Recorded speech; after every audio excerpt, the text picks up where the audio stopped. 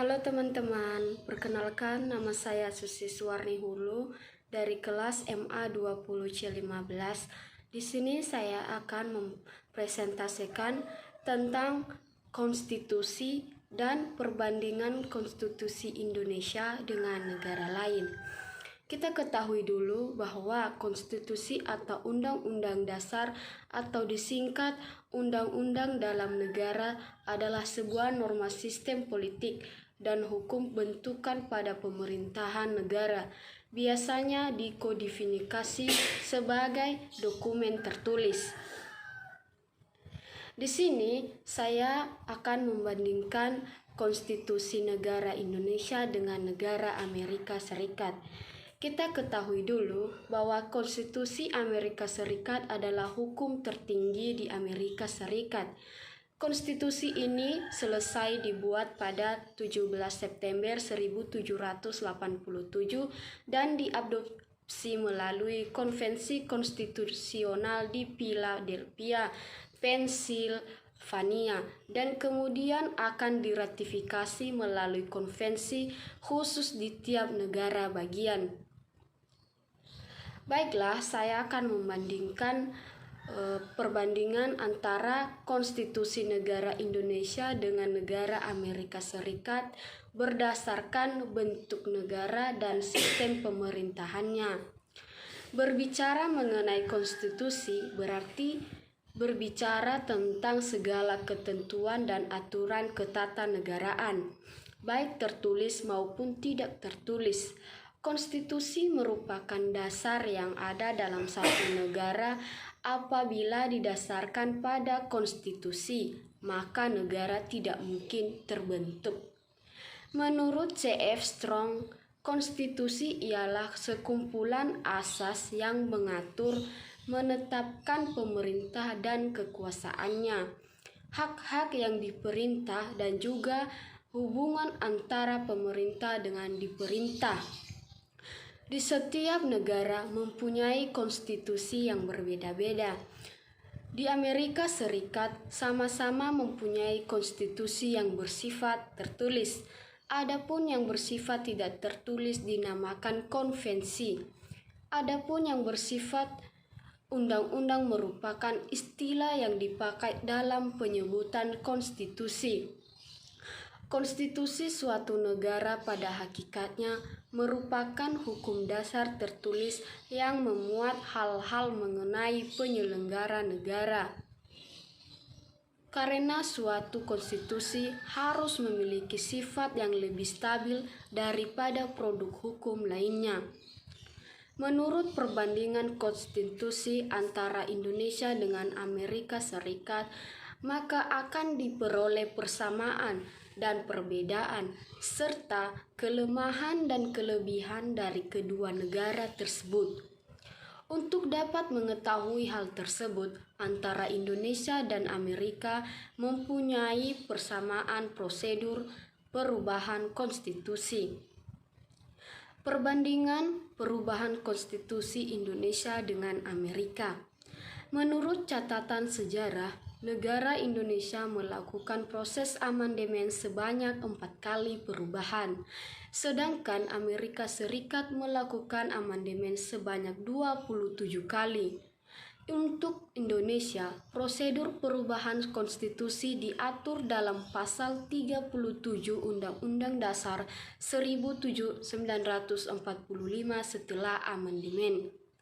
Sejak 4 kali diamandemen pada tahun 1999 sampai 2002, konstitusi sudah mengubah struktur ketatanegaraan, sehingga tidak ada lagi lembaga tertinggi seperti MPR, dan Indonesia kini telah menganut sistem presidensial yang lebih efektif.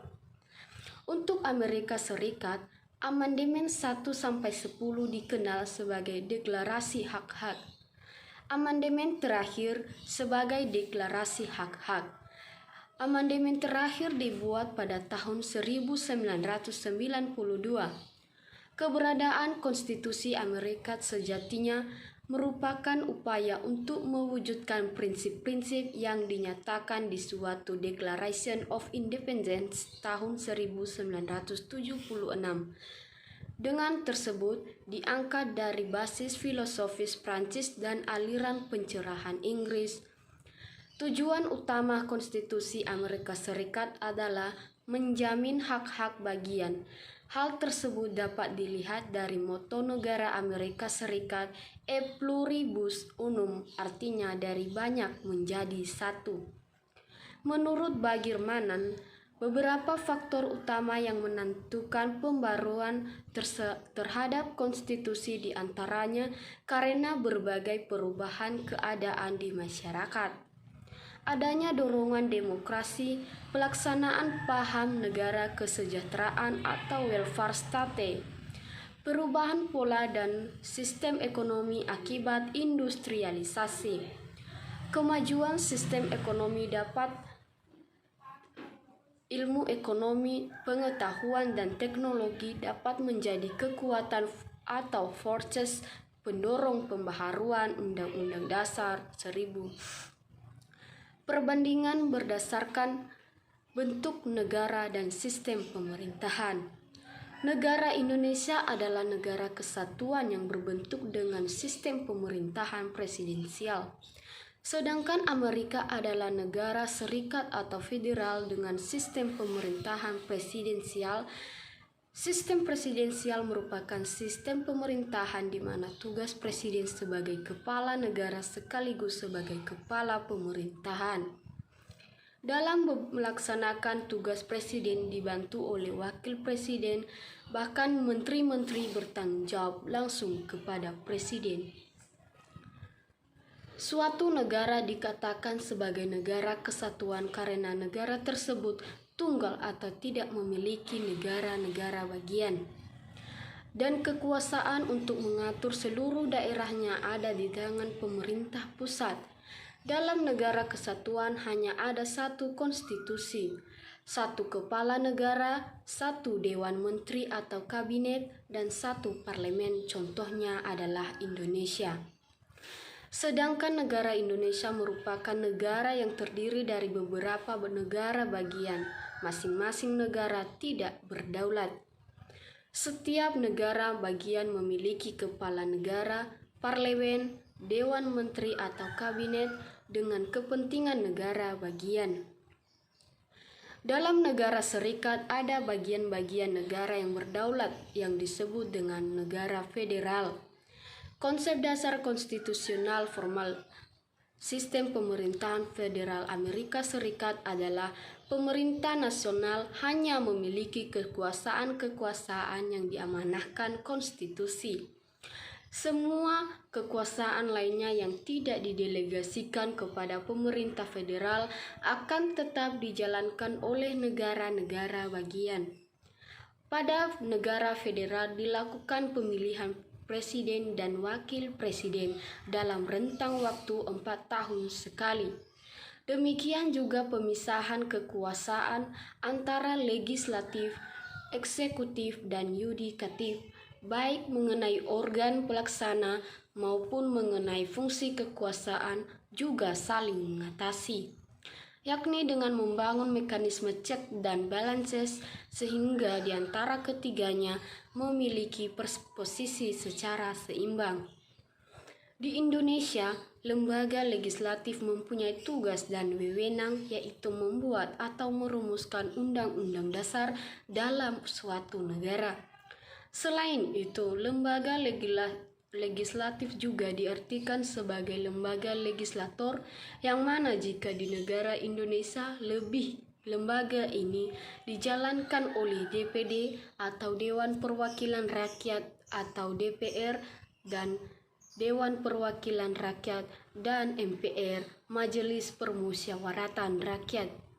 Kedua lembaga eksekutif yaitu lembaga yang punya tugas dan wewenang dalam menerapkan atau melaksanakan undang-undang.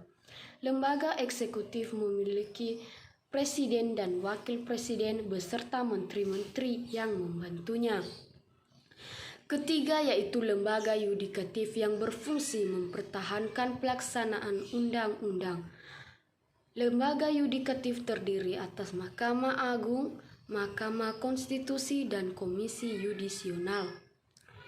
Lembaga legislatif Amerika Serikat, istilah MPR seperti di Indonesia, yang menjalankan lembaga legislatif di Amerika adalah antara legislatif, yudikatif, anggota perwakilan dari negara-negara bagian, dan House of Representatives atau Dewan Perwakilan Rakyat. Mahkamah Agung dalam lembaga yudikatif Amerika Serikat ada dua, yaitu MA Amerika Serikat atau Supreme Court of United States dan MA negara bagian atau Supreme Court. Kedua memiliki tugas yang berbeda, yaitu MA negara bagian hanya menangani kasus-kasus yang diajukan peradilan di bawahnya, yaitu perakara banding melalui Pengadilan Tinggi Negara Bagian atau Appellate Courts dan Pengadilan Negara Bagian atau Trial Court. Sedangkan MA Amerika Serikat memeriksa perkara-perkara yang diajukan peradilan di bawahnya, yaitu Pengadilan Tinggi Federal atau US Court of Appeals dan US District Court. Demikianlah presentasi dari saya tentang konstitusi dan perbandingan konstitusi negara Indonesia dan konstitusi negara Amerika Serikat. Demikian, terima kasih atas perhatiannya. Saya ucapkan terima kasih. Amin.